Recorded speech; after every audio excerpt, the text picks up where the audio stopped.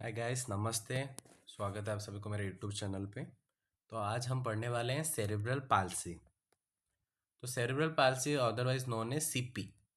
तो आप देख सकते हैं सेरेब्रल पाल्सी आपका दो टर्म से आया है। एक हो गया सेरिब्रल और एक सेकंड वाला एक पाल्सी।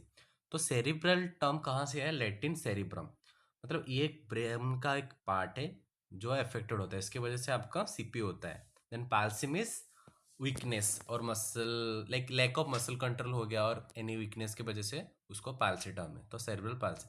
तो इससे आपको एक आइडिया आ रहा है कि आपका मसल में कुछ इश्यू होगा, कुछ कोऑर्डिनेशन वगैरह इशू हो सकता है। तो cerebral palsy is a motor function disorder. Motor function disorder मतलब इस कंडीशन में आपको बेसिकली मोटर रिलेटेड इशू होगा। मोटर रिलेटेड कौन सा इशू? लाइक दो तरफ का मोटर इशू रहता है। एक हो गया आपका फाइन मोटर और एक तरफ हो गया ग्रॉस मोटर।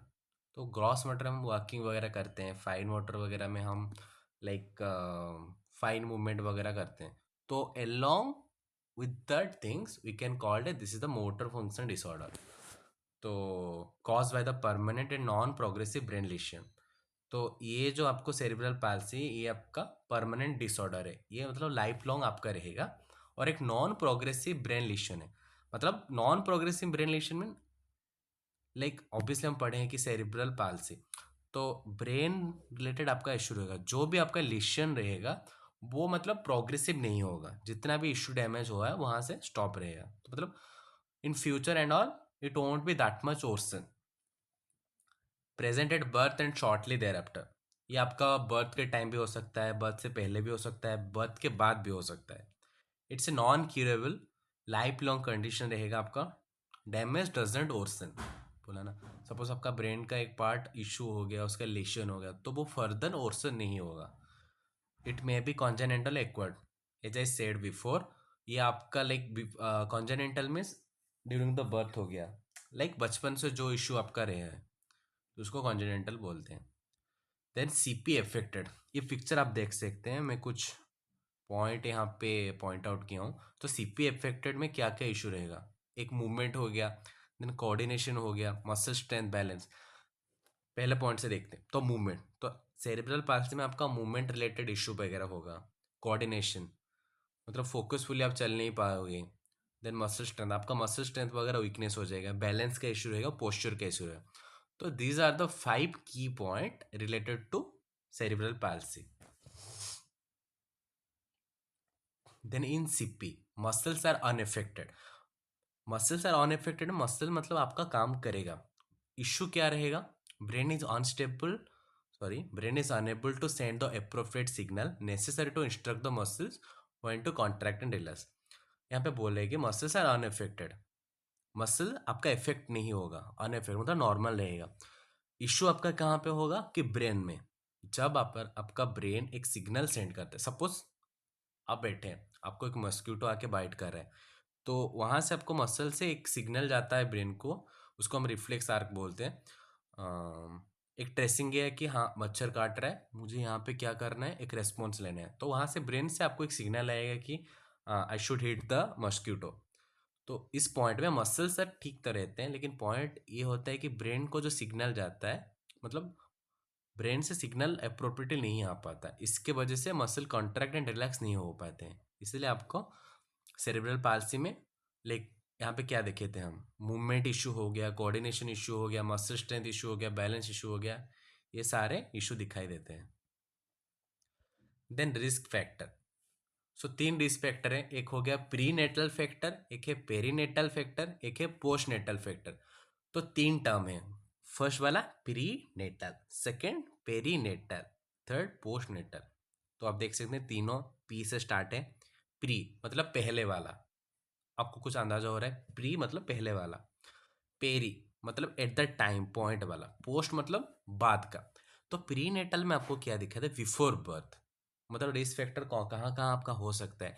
बिफोर बर्थ हो सकता है, बर्थ के टाइम में भी हो सकता है, बर्थ के बाद भी हो सकता है। तो हम डिटेल देखेंगे। तो प्री नेटल जो आपको लाइक बर्थ से पहले वाला सीनर, उसमें क्या क्या कारण की वजह से आपका सेरेब्रल पाल्सी हो सकता है? एक हो गया हेमरेज और ब्लीडिंग, मतलब ब्लीडिंग होगा आपका यूट्रस लेवल पे। देन इन्फेक्शन हो गया, जो रूबेला वगैरह, साइटोमेगलोवायरस, देन टॉक्सोप्लाज्मोसिस, ये वगैरह वायरस की वजह से आपका कुछ इशू हो गया। एनवायरमेंटल फैक्टर, स्ट्रेस हो गया। देन मैटरनल कैरेक्टरिस्टिक से बताइए, मैटरनल कैरेक्टरिस्टिक में क्या क्या रहेगा, आपका मदर का एज वगैरह, अगर लाइक ईयरली एज में बच्चे को कंसीव कर ले, डिफिकल्टी इन कॉन्सीव और holding the baby, multiple birth हो गया, हिस्ट्री ऑफ फिटल डेथ हो गया, अगर मम्मी लाइक सिगरेट वगैरह स्मोकिंग करती है, अल्कोहल करती हैं, तो ये वगैरह सब फैक्टर अफेक्ट करती है कि to at a point through there is a strong possibility your kid और child have cerebral palsy. Then perinatal, perinatal मतलब ड्यूरिंग बर्थ में क्या क्या इशू हो सकता है, हाई और लो ब्लड प्रेशर हो गया, अम्बिलिकल कर्ड कॉइल, ये आप देख सकते हैं नॉर्मल वेजाइनल डिलीवरी है, और एक पॉइंट में वैक्यूम असिस्टेड बर्थ डिलीवरी, जब नॉर्मल जहाँ वेजाइना से किड का सिर निकलता है, जहाँ पे कुछ इश्यू वगैरह रहता है वहाँ पे वैक्यूम को यूज़ करते हैं, तो इसको बोलते हैं, देख सकते हैं, वैक्यूम असिस्टेड बर्थ। तो पेरीनेटल में ये वगैरह बहुत इंपॉर्टेंट है, हाई और लो बीपी हो गया, अम्बिलिकल कोड, इसमें ब्रीच डिलीवरी, मतलब ये जो वैक्यूम वाला हो ना वो खींच के निकालते हैं, तो वो खींचने टाइम आपका लाइक ब्रेन में इश्यू होने का चांसेस होते हैं, कॉम्प्लिकेशन ऑफ बर्थ हो गया।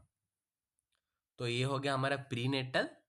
Then perinatal, postnatal, during after birth में भी इश्यू हो सकता है।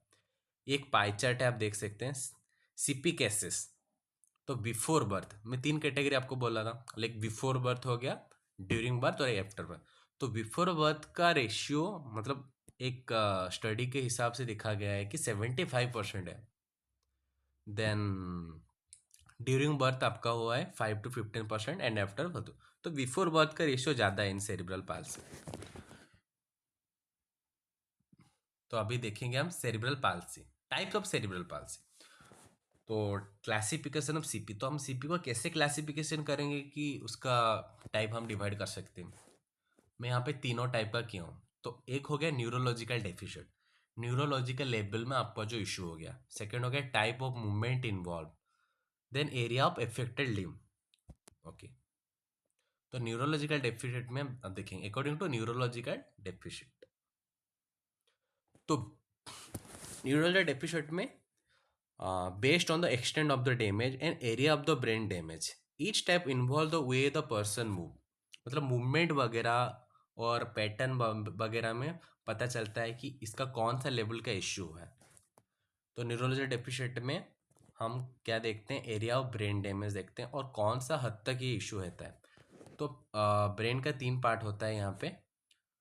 एक हो गया पिरामिडल, पिरामिडल तो ये आप स्ट्रक्चर आप देख सकते हैं, पिरामिडल, एक्स्ट्रा पिरामिडल, मिक्स्ड है। पिरामिडल में, पिरामिडल मतलब पूरा टॉप लेवल, जो आपका जो अम्ब्रेला होता है ना, अम्ब्रेला का टॉप को हम एक एग्जांपल पिरामिडल बोल सकते हैं। एक्स्ट्रा पिरामिडल उसको थोड़ा नीचे वाला, मिक्स्ड हो गया नीचे, मतलब मिक्स्ड वाला पिरामिडल प्लस एक्स्ट्रा पिरामिडल। तो पिरामिडल में अभी देखेंगे, इसमें क्या हो, originate from the motor area of the cerebral cortex. तो पिरामिडल टाइप में क्या होता है आपका, बेसिकली सेरिब्रल कॉर्टेक्स जो एरिया होता है ना वहाँ पे इश्यू होता है, इसके वजह से ये कैटेगरी पिरामिडल टाइप्स में फिट बैठते हैं।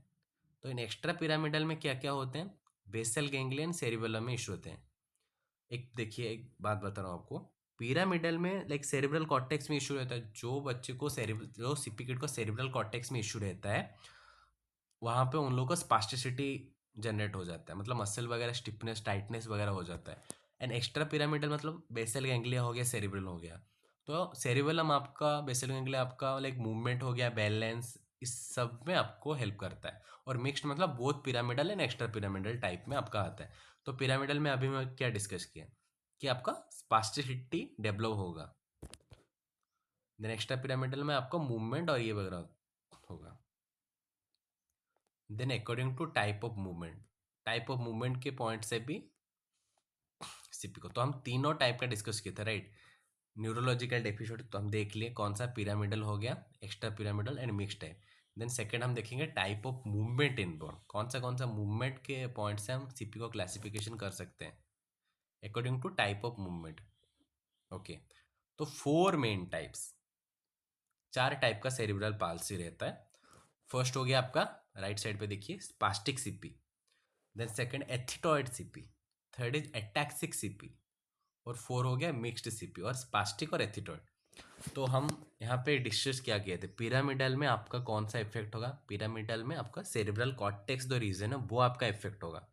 इसके वजह से आपका स्पास्टिकसिटी, स्पास्टिक में ही लिखा है, मतलब उसका मसल वगैरह स्पास्टिक हो जाए, डिटेल हम पढ़ेंगे, बस ब्रीफली एक ओवरव्यू बता रहा हूँ। फिर एक्स्ट्रा पिरामिडल में मैं आपको क्या बोला था, उनका बैलेंस, कोऑर्डिनेशन, इनवॉलंटरी मूवमेंट ये वगैरह होगा। देन मिक्स्ड में क्या होगा, स्पास्टिक प्लस एथिटॉइड, तो स्पास्टिक सीपी प्लस एथिटॉइड, मतलब उसका मसल टाइटनेस वगैरह भी रहेगा, और एथिटॉइड में क्या होता है, इनवॉलेंट्री मूवमेंट वगैरह, बैलेंस कोऑर्डिनेशन वो भी रहेगा, मतलब इसे मिक्स्ड। तो तो अभी हम फिर से थोड़ा ब्रीफली देखेंगे। न्यूरोलॉजिकल डेफिशिएंट में तीनों टाइप का होता है आपका, पिरामिडल, एक्स्ट्रा पिरामिडल, मिक्स्ड। तो पिरामिडल में आपका क्या हो गया, मोटर कट, सेरिब्रल कॉर्टेक्स में आपका इशू दिखाई देगा। देन एक्स्ट्रा पिरामिडल में कौन सा, बेसल गैंग्लियन, सेरिबेलम में आपका इशू है। मिक्स्ड में pyramidal plus extra pyramidal. Then four main type में ऑलरेडी हम देख चुके हैं, पिरामिडल हो गया, extra pyramidal, mixed, spastic CP, athetoid CP, ataxic CP, spastic plus athetoid CP. तो एक पिक्चर आप देख सकते हैं, डिफरेंट टाइप का हो सकता है। तो मोटर कॉर्टेक्स, मोटर कॉर्टेक्स जो आपका पिरामिडल पॉइंट में रहता है। देन एक्स्ट्रा पिरामिडल जहाँ पे आपका बेसल गैंग्लिया एंड सेरिबेलम रहता है। Then spastic CP, spastic cerebral palsy. तो स्पास्टिक में आपको क्या बोला था, आपके बेसिकली आपका सेरिब्रल कॉर्टेक्स रीजन में इशू होगा, तो इसके वजह से आपका मसल टोन इंक्रीज हो जाएगा। So increased muscle tone tense and contracted muscles, muscle tightness हो जाएगा। Then contracted muscles have stiff and jerky awkward movement. अगर देखिए इस बच्चे का, अगर आपका मसल वगैरह टाइटनेस हो जाएगा तो ऑब्वियसली आपका जर्की मूवमेंट होगा, इशू वगैरह दिखने मिलेगा। तो